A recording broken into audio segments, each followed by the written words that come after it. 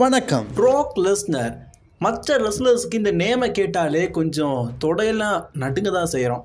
ஏன்னா நார்மலாக இருக்கிறவங்க ஸ்கிரிப்ட் படி சண்டை போடுவாங்க. நம்ம ப்ராக் லெஸ்னர் ஸ்கிரிப்டை மீறி சண்டை போடுவார். அதனாலே பார்த்தீங்கன்னா ப்ராக் லெஸ்னரை கண்டாலே மற்ற சக ரெஸ்லர்ஸுக்கு கொஞ்சம் தொடையெல்லாம் அள்ளு விடும். அந்த மாதிரி நம்ம ப்ராக் லெஸ்னர் WWEல ஸ்கிரிப்டை மீறி செஞ்ச டாப் 10 விஷயத்தை பற்றி இன்றைக்கி வீடியோ பார்க்க போகிறோம். அதுக்கு முன்னாடி நம்ம சேனலுக்கு ஃபஸ்ட் டைம் வந்திருக்க நண்பர்கள் மறக்காமல் சேனலை சப்ஸ்கிரைப் பண்ணி பெல் ஐக்கானை கிளிக் பண்ணி வச்சுக்கோங்க. தினமும் போடுற ரெஸ்லிங் செய்திகளை தமிழ் மொழியில் தெரிஞ்சுக்கோங்க. ஃபஸ்ட்டு நம்ம ப்ராக் லெஸ்னர் காவு வாங்கியது நம்மளுடைய ஜான் சீனா பார்க்கறதுக்கு முன்னாடி நம்ம ப்ராக் லெஸ்னர் பார்த்தீங்கன்னா MMA சண்டை போட்டுட்டு ஒரு பயங்கரமான மான்ஸ்டராக WWEக்கு ரிட்டர்ன் இருக்கிறாரு. எக்ஸ்ட்ரீம் ரூல்ஸில் பார்த்தீங்கன்னா ப்ராக் லெஸ்னருக்கும் ஜான் சீனாக்குமான ஸ்டோரின்னு இப்போ ஆரம்பிச்சிட்டாங்க. அந்த நேரத்தில் ஒரு நாளை தான் பார்த்தீங்கன்னா ப்ராக் லெஸ்னரும் ஜான் சீனாவும் நேருக்கு நேர் சண்டை போடுறாங்க. நம்ம தலைவர் ஸ்டேட்டாக UFC போய் சண்டை போட்டுட்டு WWE சண்டை போட்டனால இந்த ப்ரோ ரெஸ்லிங் விட்டுட்டு போல இருக்குது. உண்மையாக சண்டை போடுறது தான் கையில் வந்துருக்கு போல இருக்குது. ஜான் சீனா வாயில் வச்சாரு பாருங்க ஒரு போல். ஜான் சீனா வாய் பார்த்தீங்கன்னா வெத்தலை சப்போட்டா மாதிரி சவந்துருச்சு. இதில் தப்பி யார் மேலேன்னு கேட்டிங்கன்னா ப்ராக் லெஸ்னர் மேலே தான். ஜான் சீனா மேலே கிடையாது. ஜான் சீனா கரெக்டாக தான் ஃபைட் பண்ணியிருக்காரு. ஆனால் ப்ராக் லெஸ்னர் பார்த்தீங்கன்னா ரியல் ஃபைட்டிங்கை கற்றுக்கிட்டு மீண்டும் ப்ரோ ரெஸ்லிங் வந்ததுனால அவரால் ப்ரோ ரெஸ்லிங் சண்டை போட முடியல. ரியல் ஃபைட்டிங்காக பார்த்தீங்கன்னா ஜான் சீனா அடித்து வாயிலிருந்து பொலன்னு ரத்தத்தை வர வச்சுட்டாரு. ரெண்டாவது ரெஃப்ரி 2023 இப்போ நடந்த ராயல் ரம்பில் தாங்க இந்த விஷயம் நடந்துருக்குது. ப்ராக் லெஸ்னரை பாபி லாஸ்லி பார்த்தீங்கன்னா எலிமினேட் பண்ணிட்டாரு. என்ன ஒரு காண்டு நம்மளுடைய ப்ராக் லெஸ்னருக்கு. அப்படியே தகன்னு பார்த்தீங்கன்னா ஸ்டீல் சேர் எடுத்து ஓங்கி அடிக்கிறாரு கமெண்டேட்டர் டேபிளில். சரி, அடிச்சதோட விட்டாரா? அது மட்டும் இல்லைங்க. ஸோ அங்கே ஒரு சில ரகலைகள். சும்மா இருந்த ரெஃப்ரியோடைய கழுத்தை நெரிச்சு ஃபேன்ஸ் மத்தியில் எரிஞ்சு ரெஃப்ரியை பார்த்தீங்கன்னா ஏதோ ஸ்காட் பால் மாதிரி பார்த்தீங்கன்னா பந்தாடிட்டாரு நம்மளுடைய ப்ராக் லெஸ்னர். ப்ராக் லெஸ்னர் பார்த்தீங்கன்னா இந்த மாதிரி, அதாவது ராயல் ரம்பிள் எலிமினேட் ஆகணும், ஸோ பாபி லாஸ்லியை பார்க்கணும் போகணும் அப்படிங்கிறது தான் ஸ்டிபுலேஷன். ஆனால் ப்ராக் லெஸ்னர் பார்த்தீங்கன்னா இதை கொஞ்சம் ரியாலிட்டியாக காட்டணும், பயங்கரமாக காட்டணும் அப்படிங்கிறதுக்காக அங்கே ஒரு சில வேண்டாத வேலைகளும் ரெஃப்ரி அட்டாக் பண்ணுறதும் இந்த மாதிரி ஸ்கிரிப்டிலே இல்லாத மூமெண்ட்டாக பண்ணியிருக்கிறாரு. இதனால் யாருக்கு தெரியுமா நஷ்டம்? அந்த ரெஃப்ரிக்கு தாங்க. அவருடைய மைண்ட் வாய்ஸ் என்னதான் இருந்திருக்கும்? ஏன்டா நான் சிவனேன்னு தானே இருந்தான், யாருடைய வம்பு சம்புக்காச்சும் போனேன்னா கௌரவம்னு சொல்லிட்டு ரெஃப்ரி தொழிலையே மல்யுத்த தொழில் ஆக்கிட்டீங்கடா அப்படிங்கிற மாதிரி இருந்திருக்கும். ஸோ நம்ம ரெஃப்ரிஸ் எல்லாருமே ப்ராக் லெஸ்னர்கிட்ட பார்த்து தான் இருக்கணும் போல இருக்குது. ஏன்னா பலமுறை பந்தாடி இருக்காரு இந்த மாதிரி. அடுத்தது ராயல் ரம்புக்கு அடுத்தது நடந்த எலிமினேஷன் ஜம்பர்லேயும் நம்ம ஆள் வித்தே காட்டியிருக்கிறாரு. ப்ராக் லெஸ்னர்கிட்ட டிஸ்குவாலிஃபை கிட்ட தோற்று போயிட்டாரு. பேசாமல் போக வேண்டியது தானே. நம்ம ஆள் பார்த்தீங்கன்னா கடுப்பாயிட்டாரு. அன்ஸ்கிரிப்ட் மூமெண்ட்டாக சும்மா கடந்த பாபி லாஸ்லையும் பார்த்தீங்கன்னா பயங்கரமாக அட்டாக் பண்ணதும் கிடையாமல் ரெஃப்ரி அவர் பாட்டுக்கு ஒரு மூலில் இருந்தாருங்க. ரெஃப்ரியும் சேர்த்து எஃப்ஐ போட்டார். ஒரு எஃப்ஐயா 2 எஃப்ஐயா? ரெஃப்ரி போன ஜமத்தில் ப்ராக் லெஸ்னருக்கு பார்த்தீங்கன்னா அண்ணனாக இருந்துருப்பார் போல இருக்குது. அது இந்த தடவை தம்பியாக பயங்கரமாக அடி வாங்குறாரு. ஒவ்வொரு ரெஃப்ரியும் பார்த்தீங்கன்னா கொடுக்குற கொடையில் ப்ராக் லெஸ்னர் அடிக்கிற அடியில் மற்றவங்களுக்கு சாணியே வெளியே வந்துடும் போல இருக்குது. அந்த அளவுக்கு படுத்துறாருங்க. ரெஃப்ரிஸ்லாம் இதுக்கப்புறமா ப்ராக் லெஸ்னர் பக்கம் போனாலே பயந்துட்டு ஓடிடுவாங்க போல இருக்குது. அதுக்கு எக்ஸாம்பிள் தான் இப்போ நான் பார்த்து சொன்ன ராயல் ரம்போ, ரெண்டாவது சொல்கிற எலிமினேஷன் சாம்பர். அடுத்தது நம்ம ப்ராக் லெஸ்னர் தன்னுடைய கை வரிசையை காட்டினதுன்னு கேட்டிங்கன்னா பிக் ஷோ கிட்ட.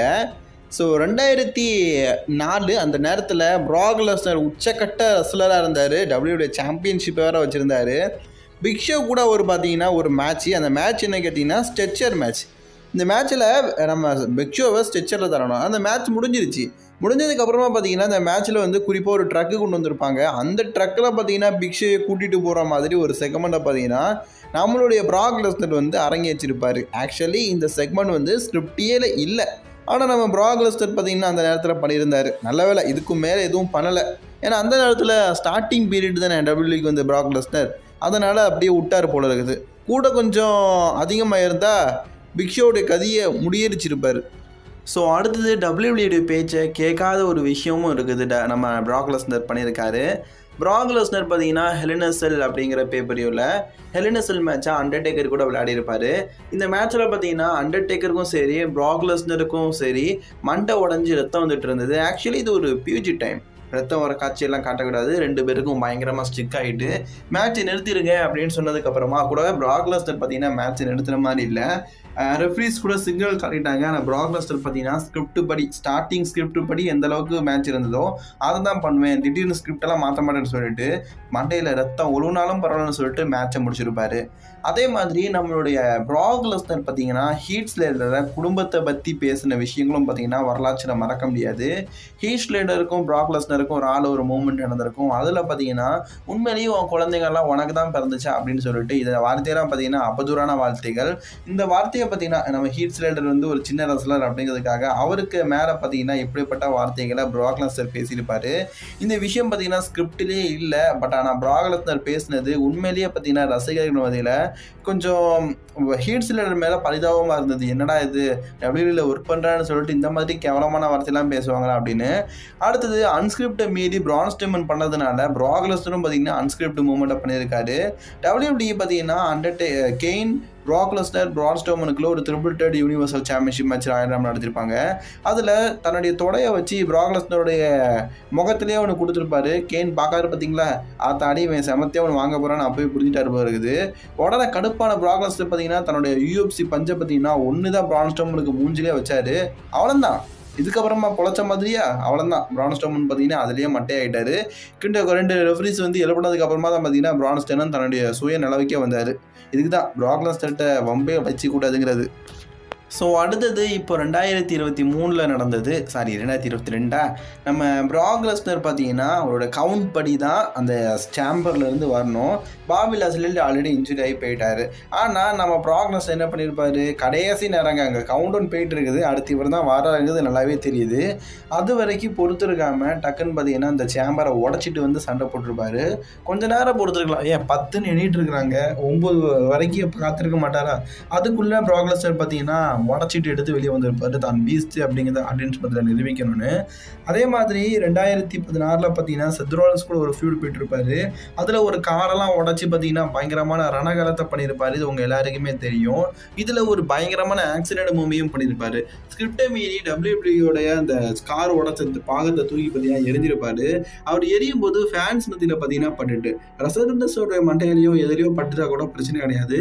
ஆனால் ஃபேன்ஸ் மத்தியில் பார்த்தீங்கன்னா ஒரு ரசிகருடைய மண்டையில் பட்டதுனால ஒரு பெரிய விபத்து ஏற்பட்டுட்டு அந்த ஃபேனுக்கு காயம் ஏற்பட்டுட்டு உடனே மெடிக்கல் டீம் வந்து பார்த்தீங்கன்னா அவருக்கு ட்ரீட்மெண்ட் கொடுத்தாங்க. அதே மாதிரி 2018 பார்த்தீங்கன்னா டபிள்யூடபிள்யூ வந்து ரா யூனியனில் நம்ம ஹல்க் ஹோகனுடைய பர்த்டே கொண்டாடினாங்க.